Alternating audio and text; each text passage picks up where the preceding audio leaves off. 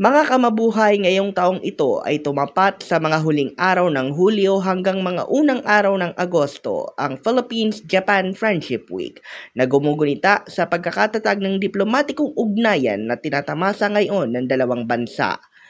Bilang bahagi ng espesyal na okasyon na ito ay ating itatampok ang tagumpay at trahedya ng itinuturing sa umpisa bilang Philippine Pop Idol Pioneers.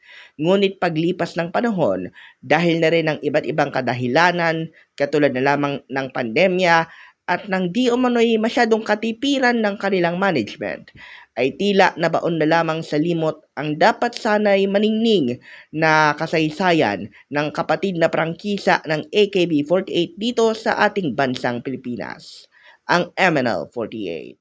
Taong 2017 nang ianunsyo ng Halo Halo Entertainment Incorporated na domestic partners dito sa Pilipinas ng AKS Company Limited na managers ng AKB48 sa Akihabara, Japan ang pagsisimula ng auditions para sa Philippine branch ng kanilang pangkat na tatawaging MNL48.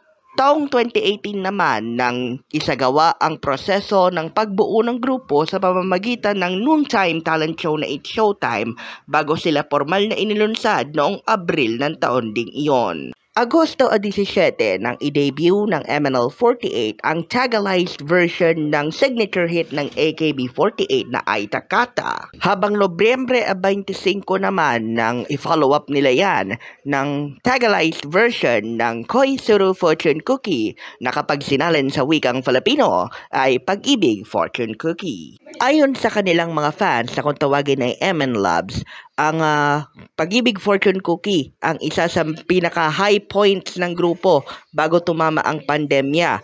At pagsapit pa ng 2019, kasabay ng pag-usbong ng Go Up at Alab ng SB19, ay kanilang dinayo ang Bangkok, Thailand para sa AKB48 Asia Festival noong taong ding iyon at nag-release pa ang MNL48 ng kanilang mga follow-ups ng tagalized Japanese hit singles tulad ng Ikawang Melody at 365 araw ng Eroplanong Papel. Pagdugtong ng 2020, nagsimula ang sunod-sunod na trahedya sa pangkat dahil inabot ng lockdowns ang dapat sanang pagbuo ng kanilang sariling teatro sa may Eton Centris Mall, Libis, Quezon City na magiging kahalintulad sana ng AKB48 chapter na nasa ikawalong palapag ng Don Quixote sa Akihabara.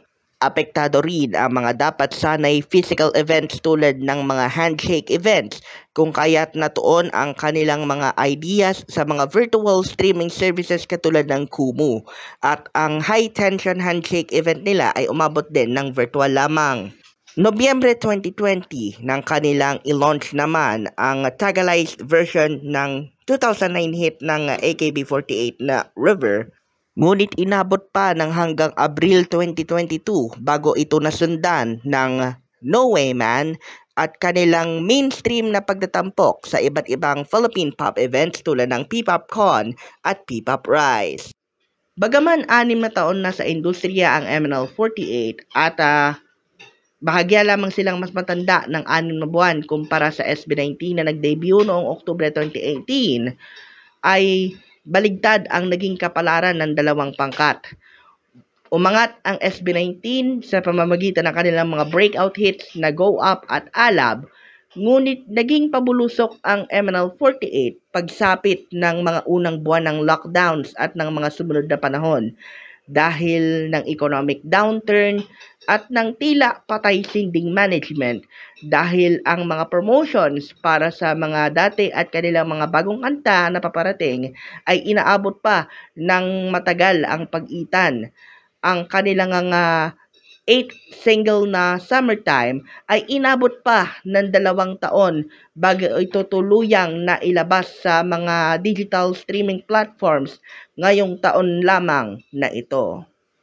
Kaya marami sa mga MN Loves ang nanghihinayang sa tila na sayang na potensyal na pupwede sanang nakuha ng MNL48 upang maging kasing taas ng kanilang mga kapatid sa larangan ng Philippine Pop, mas lalo na ang kanilang mga itinuturing na kuya sa industriya na SB19.